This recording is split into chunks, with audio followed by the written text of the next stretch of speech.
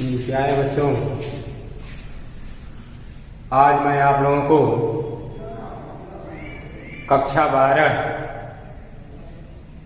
के सामान्य हिंदी के काव्यांजलि का पवन दूतिका जो हरिऔध जी की रचना है उसको पढ़ाने जा रहा हूं।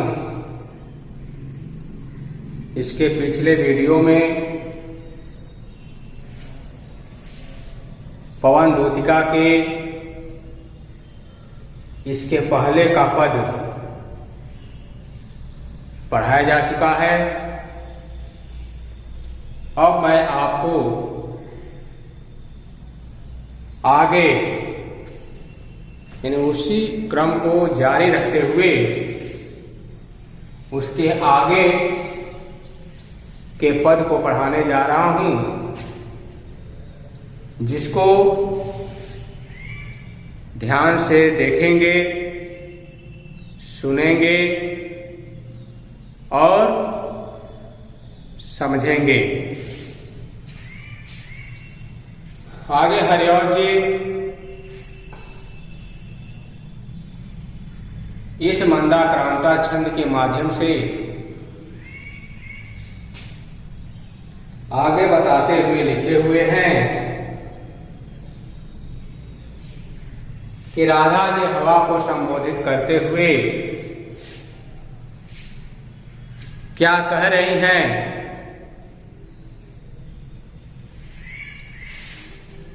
उसको इस पद के माध्यम से बताने का प्रयास किया गया है। कह रहे हैं हवा को संबोधित करते हुए कि धीरे लाना वहन करके नीप का पुष्प कोई, धीरे लाना वहन करके नीप का पुष्प कोई, और प्यारे के चपल दृग के सामने ला डाल देना, ऐसे देना प्रकट दिखला नित्य आशंकिता हो, कैसे होती मेरा वश में नित्य रोमांचिता हो। देखिए, राधा जी हवा को संबोधित करते हुए कह रहे हैं कि यह हवा मेरे प्यारे श्री कृष्ण मथुरा नगरी में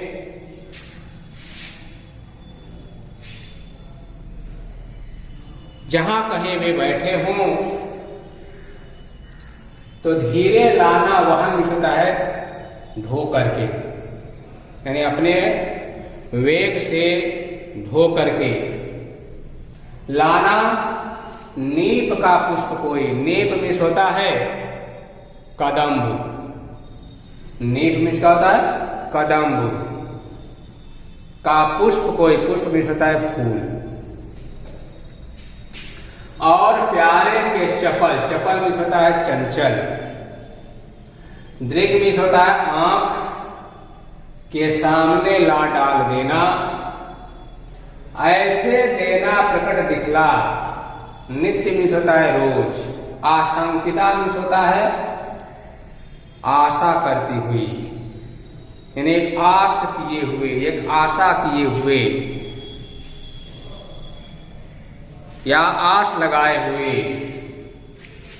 राधा जी को कहा गया है। कैसे होती विरह बस, विरह के वशीभूत रह करके नित्य रोज रोमांचिता हूं। रोमांचिता का मतलब होता है मन के अंदर एक उत्साह या रोमांच, मिलने की आशा ऊपर कर रही हैं, और रोमांचिता यानी एक रोमान, या कह सकते हैं कि उत्सुकता। तो राधा जी हवा को संबोधित करते हुए कह रहे हैं कि धीरे लाना, ऐ हवा मेरे श्री कृष्ण मथुरा नगरी में जहां कहीं भी हो तो तुम धीरे धीरे अपने वेग से ढो करके एक कदम का फूल लाना और उस फूल को प्यारे के चपलदरी के सामने ला डाल देना। उस फूल को मेरे प्यारे श्री कृष्ण के चंचल नेत्रों के सामने लाकर रख देना। ऐसे देना प्रकट दिखला और ऐ हवा यह प्रकट कर देना कि नित्य यानी रोज या प्रतिदिन आशंकिता हो आपकी प्रेमिका अर्थात राधा आशा की हुई है या आस लगाए हुए बैठी है। और इतना ही नहीं, कैसे होती विरह वश में नित्य रोमांचिता हूं, इस नीम के पुष्प के समान ही कैसे आपकी प्रेमिका राधा विरह के वशीभूत रह करके रोज आपसे मिलने के लिए रोमांचित या उत्साहित होती रहती है। फिर से देखिए, धीरे लाना वहन करके नीप का पुष्प कोई और प्यारे के चपलदरी के सामने ला डाल देना। ऐसे देना प्रकट दिखला नित्य आशंकिता हो, कैसे होती विरह वश में नित्य रोमांचिता हो। राधा जी हवा को संबोधित करते हुए कह रही हैं कि यह हवा मथुरा नगरी में जाना और जाने के बाद हमारे श्री कृष्ण जहां कहीं भी दिखाई दे तो उनके सामने अपने वेग से एक कदम के फूल को धीरे धीरे धो करके ले करके जाना और उस पुष्प को मेरे प्यारे श्री कृष्ण के चंचल नेत्रों के सामने ले जाकर के रख देना। इतना ही नहीं, यह दिखा देना या यह प्रकट कर देना कि इसी पुष्प की भांति आपकी प्रेमिका अर्थात राधा नित्य आशंकित रहती हैं या आशा की हुई होती हैं और आशा करते हुए यह प्रकट कर देना कि विरह के वशीभूत रह करके वे रोज या नित्य आपसे मिलने के लिए किस प्रकार से उत्साहित होती रहती हैं। तो ये 4 लाइन का अर्थ रहा और व्याख्या है। अब नीचे की जो 4 पंक्तियां हैं उनको देखें। अब आगे हवा को संबोधित करते हुए राधा जी क्या कह रहे हैं, जिसको इस पद के माध्यम से लिखा गया है हरिऔध जी के द्वारा। बैठे नीचे जिस विटप के श्याम होवे उसी का, बैठे नीचे जिस विटप के श्याम होवे उसी का, और कोई पत्ता निकट उनके नेत्र के ला हिलाना, यो प्यारे को विदित करना चातुरी से दिखाना, मेरे चिंता विदित चित्त का क्लांत हो कांप जाना। आगे इस मंदाक्रांता छंद के माध्यम से हवा को संबोधित करते हुए श्रीमती राधा जी कह रही हैं अपने विरह वेदना को, विरह से उत्पन्न जो कष्ट है या दुख है उस दुख को हवा को संबोधित करते हुए बताते हुए कह रही हैं कि कैसे इस मेरे दुख की जो कथा है, जो कहानी है, हमारे श्याम तक कैसे पहुंचाओगी। कह रहे हैं कि यह हवा मैं यहां से देख तो नहीं रही कि हमारे प्यारे श्री कृष्ण कहाँ हैं, कैसे हैं, लेकिन अगर हमारे श्री कृष्ण किसी पेड़ के नीचे बैठे हों, करें कि बैठे नीचे जिस विटप के श्याम होमे उसी का, मेरे प्यारे श्री कृष्ण, विटप मीन्स होता है वृक्ष या पेड़, जिस किसी पेड़ के नीचे बैठे होंगे तो उसी पेड़ का कोई पत्ता निकट उनके नेत्र के ला हिलाना, तो उसी पेड़ का यानी जिस पेड़ के नीचे बैठे हों उसी पेड़ का कोई पत्ता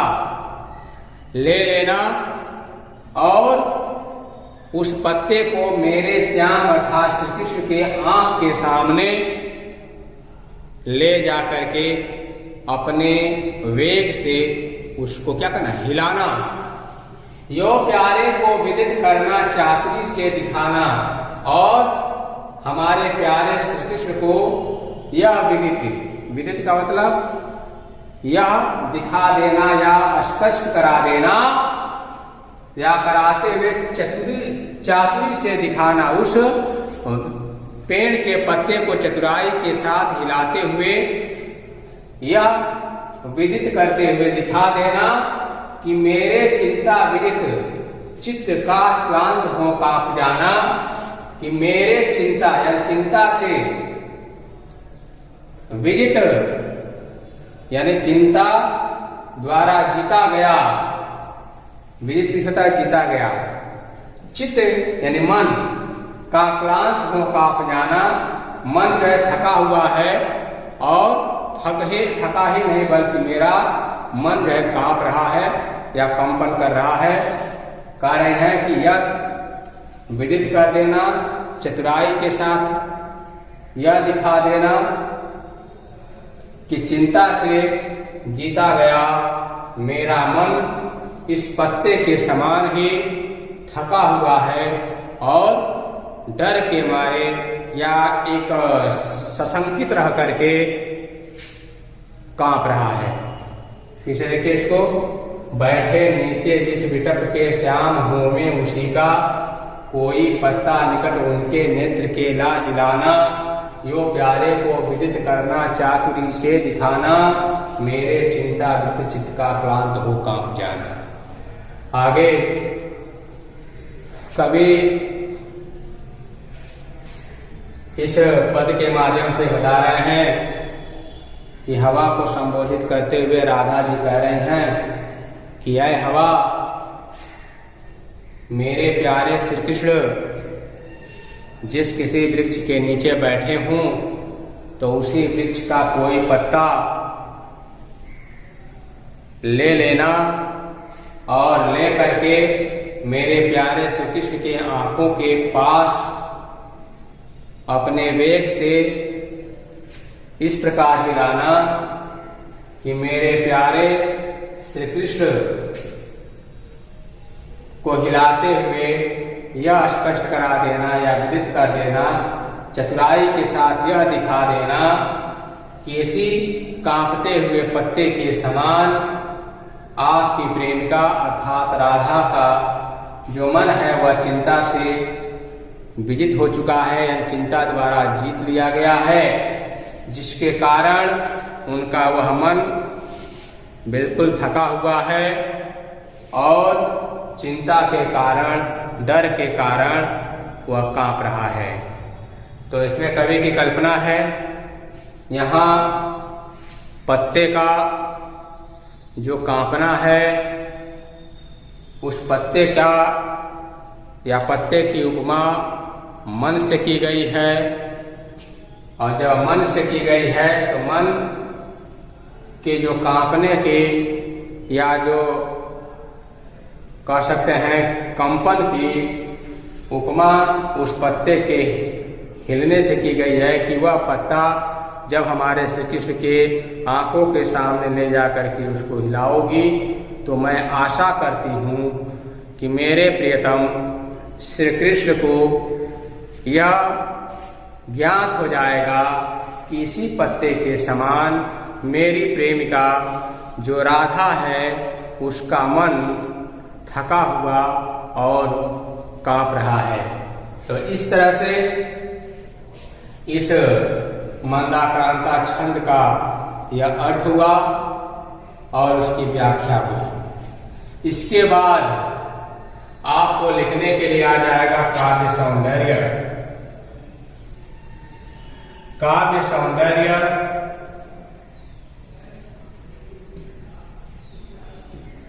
जैसा कि हर या रोज की भांति इसमें रस, वियोग श्रृंगार है,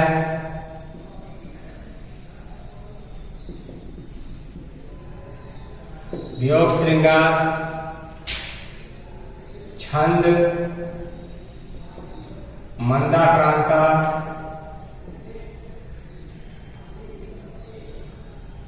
अलंकार, अलंकार इसमें है उपमा, जैसे कि मन की उपमा पुष्प पत्ते से की गई है, नीम के पुष्प की उपमा जो किया गया है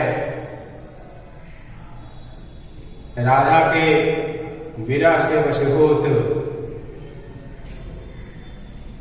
दुख या कष्ट से किया गया है।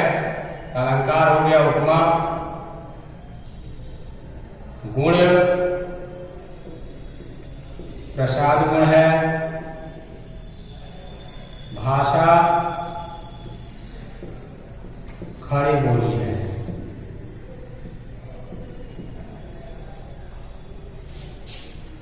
और शैली की बात कही जाए इसमें शैली है प्रबंध शैली। तो इस तरह यह काव्य सौंदर्य रहा और यह पद रहा जो मंदाक्रांता छंद के रूप में लिखा गया है हरिऔध जी का।